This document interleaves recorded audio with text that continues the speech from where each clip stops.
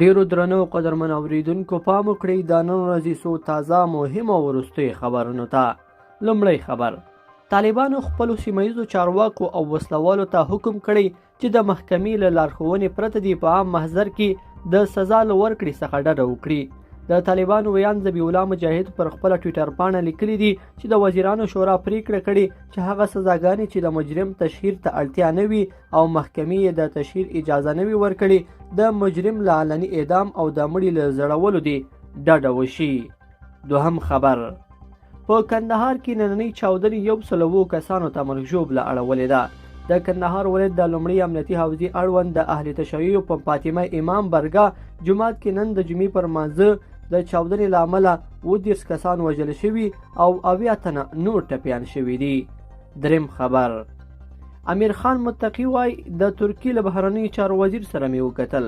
د بهرنیو چارو د سرپرست وزیر امیر خان متقي په مشرۍ پلاوي د ترکیې د بهرنیو چارو له وزیر مولود چاوشوغلو سره کتلې دي. ترکی چارواکو د کابل هوایي ډګر د چارو سمبالولو موضوع د یوې مهمه موضوع په توګه وړاندې کړې او طالب پلاوي د دوی په رسمیت پیژندل د یوې مهمې غوښتنې په توګه مطرح کړي دي. څلورم خبر: امریکا وایي له افغانستان څخه د پوځ په مشرۍ د کسانو د ایستلو هیڅ پلان نه لرو.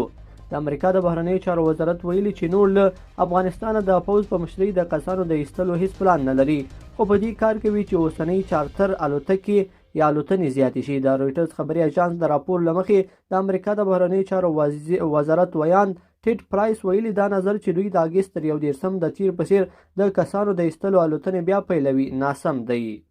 پنځم خبر: د افغانستان کرکټ عمومي رئیس د کرکټ آسیایي شورا په اجرایوي ناسته کې ګډون وکړ. د عزیز الله فضلي په وینا ناسته ګټوره وه او سبا به هم په ځینو مهمو مسایلو بحث وکړي.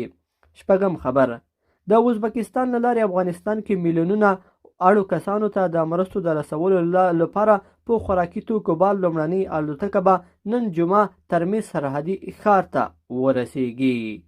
لیدونکو په دې هیله چې دا مطلب به مو را سره تر پایه پورې لیدلی وي. که مو ویډیو خوښه شوې ویډیو لایک کړئ او چینل سبسکرایب کړئ. تر بیا ښه وخت.